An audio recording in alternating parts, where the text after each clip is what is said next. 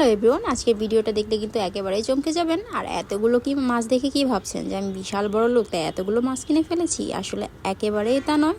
আর এই যে দেখেন, আজকে রাতে কিন্তু আমি চলে গিয়েছিলাম ইলিশের মাছের বাজারে, আর সাথে কিন্তু এই কই আর ওইটা কি মাছ বলে ওগুলো নিয়েছিলাম। আর এই যে দেখেন বাজারের অবস্থা, সারা বাজার ভর্তি কিন্তু ইলিশ আর ইলিশ।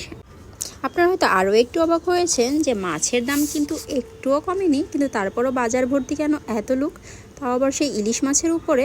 আর ব্যাপারটা কিন্তু একেবারেই ভুল, কারণ আমি কিন্তু প্রত্যেকটা দোকান ঘুরে ঘুরে দেখেছিলাম যে প্রত্যেক দিনের তুলনায় আজকে কিন্তু মাছের দাম অনেকটা কম ছিল। আর এই যে দেখেন, এগুলো কিন্তু সাইজে একেবারে ছোট নয়, মানে 4টাতে 1 কেজি হয়।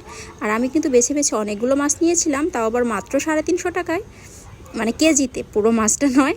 আর এই যে মামাটার দোকানে এত পরিমাণে ভিড় ছিল, কি বলবো, দাঁড়ানোই যাচ্ছিল না। আরেক পাশ থেকে তো মামা দেখে আরেকজনের সাথে চেঁচামেচি করতেছিল। যাই হোক, আমি 3টা দোকান থেকে নিয়েছিলাম বেছে বেছে, মানে যে